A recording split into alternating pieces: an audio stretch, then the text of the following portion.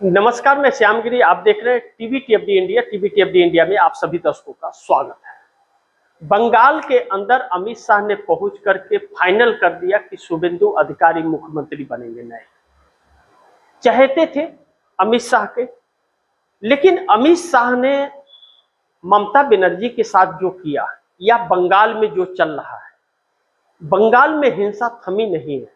आखिर इसका गुनाहगार कौन है, यह सवाल बंगाल पूछ रहा है। वह लोग कौन हैं जो उपद्रव मचा रहे हैं? ममता बनर्जी भी इस पर बहुत गंभीर है और ममता बनर्जी गंभीर आरोप भारतीय जनता पार्टी पर लगा रही है। लेकिन शुभेंदु अधिकारी को सीएम बनाने का ऐलान हो गया है। भारतीय जनता पार्टी की सरकार पहली बार बंगाल में बनेगी। अब सवाल यह है कि भाजपा का शासन आ गया और ममता बनर्जी ने इस्तीफा दिया नहीं। ममता बनर्जी को राज्यपाल ने बर्खास्त कर दिया।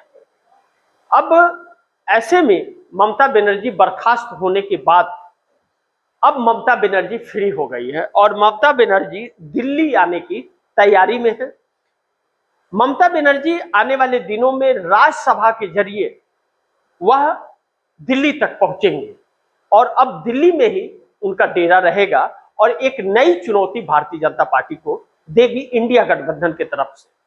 अब ममता बनर्जी ने सुप्रीम कोर्ट जाने के लिए जब सारे डॉक्यूमेंट्स तैयार करा लिए हैं और सीसीटीवी फुटेज की मांग अब हो रही है कि 6 घंटे का चुनाव आयोग को सीसीटीवी फुटेज दिखाना पड़ेगा, क्योंकि मैं चुनाव जीती हूं, हारी नहीं हूं। 100 सीटें हमारी चुनाव आयोग ने ईवीएम बदल करके हमारे वोट को चुरा लिया है। कितनी सच्चाई है यह सीसीटीवी फुटेज जब देश के सामने आएगा तब इसकी सच्चाई का अंदाजा होगा। लेकिन तकरार और बवाल दोनों चीज बंगाल से बढ़ता हुआ नजर आ रहा है और इंडिया गठबंधन एक नई चुनौती देने के लिए मोदी को तैयार हो रहा है। ऐसे में अखिलेश यादव ने भी समर्थन दिया है ममता बनर्जी को, कांग्रेस ने भी दिया है, बाकी दलों ने भी दिया है, इंडिया गठबंधन के सभी दलों ने समर्थन दिया है। ममता बनर्जी के साथ एकजुट होकर के सब कोई खड़े हैं। लेकिन राहुल गांधी ने हरियाणा के अंदर कांग्रेस की यात्रा में शामिल होकर के दिल्ली एनसीआर गुरुग्राम में एक इतिहास रच दिया और भारतीय जनता पार्टी डर गई कि हरियाणा के अंदर जिस तरह से जनता कांग्रेस के साथ उमड़ रही है, कहीं ऐसा न हो कि 2029 चुनाव के अंदर मोदी को और भी झटके हरियाणा से लग जाए। क्योंकि 2024 लोकसभा चुनाव में भारतीय जनता पार्टी 10 सीटों में मात्र 5 लोकसभा की सीटें जीत के ले आई, 5 पर कांग्रेस जीती है, 5 सीटें कांग्रेस लेके आई है। ऐसे में बड़ी महत्वपूर्ण यह होगा कि मोदी सरकार को लेकर के एक बातें निकल करके आ रही है कि मोदी और शाह के टेबल पर मध्यवर्ती चुनाव के लिए प्लान तैयार है और फाइलें पड़ी हुई हैं, सिर्फ हाँ करने का ऐलान है। और चर्चा इस बात की भी है, आ रही है सूत्रों के हवाले से खबर कि मोदी और शाह 2027 के जनवरी और फरवरी महीने में, जो न तो गर्मी नहीं होती है, कुछ ठंडी का असर रहता है, उस वक्त कराने का तैयारी कर रहे हैं। और 7 राज्यों का चुनाव है, उन 7 राज्यों का और लोकसभा चुनाव एक साथ कराने का। क्योंकि मोदी और शाह का प्लान यह है, यह कहा जा रहा है, चर्चा में है, जानकारों के अनुसार बता रहा हूं कि यह चर्चा में इसलिए है कि इस समय बंगाल जीतने के बाद मोदी की हवा निकली हुई है, लहर निकली हुई है और हिंदुत्व का बुखार लोगों के अंदर चढ़ गया है। इसमें हो न हो 400 के पार हो जाए या पूर्ण बहुमत में आ जाए। क्योंकि नरेंद्र मोदी की सरकार इस वक्त भारतीय जनता पार्टी की अल्पमत की सरकार है, मात्र 240 सांसद हैं और 53 सांसद एनडीए गठबंधन के हैं। अब एनडीए गठबंधन के सांसद मोदी के साथ खड़े होंगे नहीं खड़े होंगे, इस बात की चिंता उन्हें लगातार सता रही है। मोदी इस संकट में है कि चंद्रबाबू नायडू क्या कब करेंगे। नीतीश कुमार के ऊपर शिकंजा तो कसा जा रहा है, लेकिन वह शिकंजा कितना कारगर साबित होगा, कब नीतीश कुमार नींद से जग जाएंगे और पलटी मार देंगे। तो ऐसे में संकट है कि नीतीश और नायडू के ऊपर ही आशंकाएं लगातार भारतीय जनता पार्टी की बनी हुई है। यह 30 सांसद हमेशा रात दिन 24 आवर्स यह संकट बने रहते हैं, अग्नि परीक्षा की तरह होते हैं कि सुबह उठते ही क्या खबर आएगी कोई समझता नहीं है। क्योंकि जिस तरह से भारतीय जनता पार्टी ने नीतीश कुमार को बिहार में निपटाया है और नीतीश कुमार के पार्टी पर कब्जा करने की कोशिश संजय झा और ललन सिंह के जरिए की है और निशांत कुमार को अब मंत्री पद दे दिया है, निशांत कुमार को मंत्री बना करके एक तरह से पार्टी पर कब्जा कर लिया है। लेकिन नीतीश कुमार के 4 सूत्रीय मांगों में से कोई भी शर्त मानी नहीं है, बल्कि नीतीश कुमार ने सम्राट चौधरी को सीएम बना करके बहुत बड़ी कहीं ना कहीं गलती कर दी है और अब पार्टी के ऊपर पूरी तरह से कब्जा ललन सिंह और संजय झा और भाजपा का हो गया है। ललन सिंह और संजय झा भाजपा के लिए काम करते हैं, हर कोई जानता है, भाजपा की भाषा बोलते हैं, यह भी जानता है। नीतीश कुमार के लिए नहीं, लेकिन मोदी के लिए वह बिहार तुरंत के तुरंत चले जाते हैं और जो आदेश होता है वह करते हैं। ऐसे में नीतीश कुमार को अपनों ने ही धोखा दिया है। लेकिन निशांत कुमार का क्रेज भी अब गिर गया है। निशांत कुमार ने कहा था कि मैं वैसी सरकार का हिस्सा नहीं बन सकता जिसने हमारे पिता के साथ धोखा किया है, तो और डिप्टी सीएम का पद ठुकरा दिया था, तो डिप्टी सीएम का पद छोड़ करके कैबिनेट मंत्री का पद क्यों ले लिया, यह बात समझ नहीं आ रही। इसका असर वोटरों पर पड़ेगा कि निशांत भी उसी राह पर चल रहे हैं, धोखा देने वाले पर। वैसे राजनीति में जो आता है उसे धोखेबाज ही कहा जाता है। यह है कि निशांत कुमार की पोल पहले खुल गई, लेकिन चंद्रबाबू नायडू का डर बहुत लाजमी है। वह डरे और सहमे हुए से हैं, क्योंकि चंद्रबाबू नायडू इस बात को लेकर के उनके अंदर एक खौफ और डर पैदा हो गया है कि नीतीश कुमार को जिस तरह से निपट दिया गया, 85 एमएलए और 12 सांसद का ताकत होने के बावजूद जिस तरह से नीतीश कुमार को निपटा गया है, ममता बनर्जी को निपटा गया है, उस तरह चंद्रबाबू नायडू पर शिकंजा नहीं कसेगा, इस बात की क्या गारंटी है। जिस तरह बिहार में भारतीय जनता पार्टी की सत्ता आते ही सम्राट चौधरी सीएम बनने के बाद जब आज बीपीएस के छात्र सड़क पर उतरे तो जबरदस्त लाठी उनके ऊपर भाजी गई, जिसमें कई सारे बच्चे घायल हो गए हैं। शिक्षक भर्ती 64,000 प्लस शिक्षकों की भर्ती होनी है।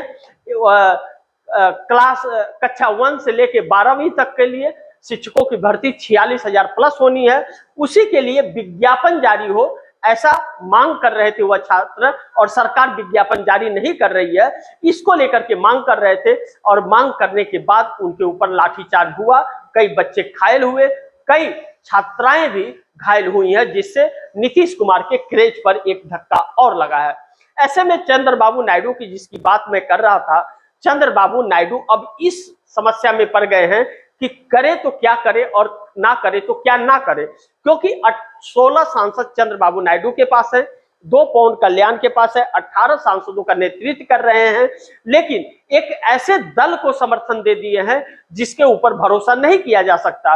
अटल बिहारी वाजपेयी, लाल कृष्ण आडवाणी के समय चंद्रबाबू नायडू समर्थन देते थे तो यह डर नहीं होता था वह पार्टी तोड़ेंगे, लेकिन नरेंद्र मोदी और अमित शाह की जोड़ी जो है वह आंध्रा पर कब्जा कर लेगी, जैसे ममता बनर्जी पर कब्जा किया, जैसे नीतीश कुमार पर कब्जा किया। तो क्योंकि इसके अंदर कोई भी संस्कार नाम की चीज नहीं है, यह धर्म नहीं मानती, संविधान नहीं मानती, और पार्टी का कोई इसका मिनिमम कॉमन प्रोग्राम नहीं है। यह हर चीज अपने फायदे के लिए करती है, दोस्ती या दुश्मनी। ऐसे में चंद्रबाबू नायडू के लिए बहुत बड़ी संकट उपलब्ध हो सकता है, जो चंद्रबाबू नायडू को आने वाले वक्त में नीतीश कुमार और ममता बनर्जी चाहे नवीन पटनायक वाले रास्ते से गुजरना पड़ सकता है, पार्टी खत्म हो सकती है। ऐसे में चंद्रबाबू नायडू के पास एक ही रास्ता बचता है, या तो वह समर्थन वापस ले ले, 18 सांसदों का अपने इस्तीफा दिलवा दे मोदी सरकार से, तब बच सकते हैं, नहीं तो चंद्रबाबू नायडू के लिए रास्ते कांटों भरे होंगे, इस बात से हम इनकार नहीं कर सकते। अब तमिलनाडु के अंदर विजय थलापति टीवी के जो 108 विधायक लेकर के आई थी, उसकी सरकार बन गई। विजय थलापति नए सीएम बने हैं, एक युवा सीएम जो तमिलनाडु के अंदर एक नई लकीर खींचेंगे। लेकिन विजय थलपति के सीएम बनने से पहले जो कांटों भरे राह रहे, रास्ते में रोड़ा पड़े, वह बहुत दिलचस्प रहा। पहली बार सत्ता में आए और पहली ही बार चुनाव लड़ने वाले विजय थलापति की पार्टी टीवी के 108 सीटें लेकर के बहुमत के नजदीक आती है, लेकिन बहुमत से 10 सीटें पीछे हो जाती है। ऐसे में राज्यपाल उन्हें सरकार बनाने की इजाजत नहीं देते। राहुल गांधी द्वारा कांग्रेस के तरफ से डीएमके को छोड़कर और विजय थलापति के टीवीके को 5 विधायकों का समर्थन प्राप्त होता है, फिर भी राज्यपाल नहीं करते, तो राहुल गांधी द्वारा और भी 6 विधायकों की व्यवस्था की जाती है और वह आकर के समर्थन देते हैं। तब जाकर के राज्यपाल उन्हें सरकार बनाने का न्योता स्वीकार करते हैं। अब ऐसे जो न्योता दिया था उन्होंने, तो फिर वह स्वीकार किए, उनका पत्र स्वीकार किए सरकार बनाने का। ऐसे में विजय थलापति इन राहों से गुजर करके बने सीएम बन गए तमिलनाडु के। लेकिन कांग्रेस के लिए मुसीबत खड़ी हो गई।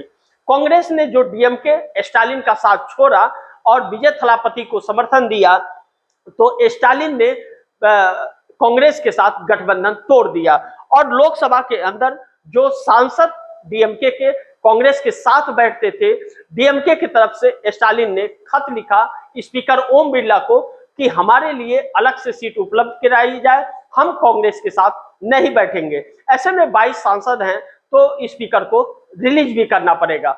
ऐसे में एक पार्ट नुकसान हुआ कांग्रेस को। विजय थलापति ने ऐलान किया कि कुछ भी हो जाए, हमारी सरकार बने या सरकार न बने, भले 108 विधायकों का हमें इस्तीफा देना पड़े, लेकिन हम कांग्रेस का साथ नहीं छोड़ेंगे। यह बात सुनने के बाद भारतीय जनता पार्टी को 440 वाट का झटका लगा है। नरेंद्र मोदी अमित शाह के लिए नई मुसीबत अब आन खड़ी हो गई है। विजय थलापति एक नई चुनौती होंगे, लेकिन विजय थलापति के साथ सरकार में शामिल होने के बाद कांग्रेस का एक तरह से तमिलनाडु के अंदर जनाधार बढ़ेगा। जो स्टालिन नहीं उसे उठने देते थे, अब वह खुल करके फन फैलाएगी कांग्रेस। लेकिन तमिलनाडु में सरकार में शामिल होने के बाद कांग्रेस के भारतीय जनता पार्टी, मोदी की मुश्किलें 100% बढ़ गई हैं। मोदी की मुश्किलें 100% बढ़ गई तब जब कांग्रेस सरकार में शामिल हो गई, क्योंकि अब साउथ में कांग्रेस का बोलबाला होगा। तेलंगाना हो, कर्नाटक हो, चाहे केरल हो, तमिलनाडु हो, कांग्रेस की सरकार हो गई। सिर्फ आंध्र प्रदेश बनता है तो आंध्र प्रदेश में चंद्रबाबू नायडू के लिए अब कांग्रेस भी दिक्कत पैदा करेगी और भारतीय जनता पार्टी से डर लगा रहेगा। ऐसे में चंद्रबाबू नायडू के लिए बहुत मुश्किल आने वाले वक्त में हो सकती है। लेकिन इंडिया गठबंधन के अंदर क्या सब कुछ ठीक ठाक है? क्योंकि जिस तरह से अखिलेश यादव चल रहे हैं, ममता बनर्जी अब कुछ अहमियत नहीं रखती, अरविंद केजरीवाल का कोई वजूद बचा नहीं, उद्धव ठाकरे, शरद पवार खत्म हो गए हैं, स्टालिन कहीं के रहे नहीं। ऐसे में कांग्रेस किसी से भी समझौता करने को अब तैयार नहीं है और आने वाले दिन में यह दिखेगा। कांग्रेस के छतरी के नीचे क्षेत्रीय दलों को आना पड़ेगा। कांग्रेस क्षेत्रीय दलों के छतरी के नीचे नहीं खड़ा होगी, जो नरेंद्र मोदी के लिए चुनौती होगा। अगर कांग्रेस लीड की और कांग्रेस के छतरी के नीचे आई क्षेत्रीय पार्टियां, तो मोदी के लिए संकट होगा। और अगर क्षेत्रीय दल नहीं आई, कांग्रेस अकेले चुनाव में निकल पड़ी 29 के, तो मोदी के लिए और भी बड़ी संकट पैदा हो जाएगा। ऐसे में नरेंद्र मोदी के लिए संकटों भरा राह होगा, इस बात से हम इनकार नहीं कर सकते। अब आने वाला वक्त बताएगा कि नरेंद्र मोदी के रास्ते कांटों भरे हैं या फूल भरे। लेकिन विजय थलापति सीएम बन गए, फिल्मों में सीएम बना करते थे, अब हकीकत का सीएम बन गए हैं। अब तमिलनाडु को कैसे चलाएंगे और देश की राजनीति किस तरह साधेंगे, यह देखना बड़ी महत्वपूर्ण होगा।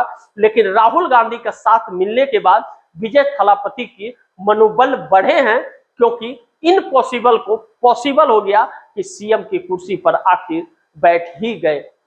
बाकी आप दर्शकों की क्या राय है, आप दर्शकों के क्या सुझाव है, कमेंट बॉक्स में जरूर दीजिएगा। इस खबर को ज्यादा से ज्यादा शेयर कीजिएगा, अपने दोस्तों को भी कहिएगा आगे शेयर करें। और आपने अगर टीवी TFD इंडिया को सब्सक्राइब नहीं किया तो सब्सक्राइब कर लीजिए, अपने दोस्तों को भी कहिएगा सब्सक्राइब करें। मिलते हैं अगली खबर के साथ, तब तक के लिए नमस्कार।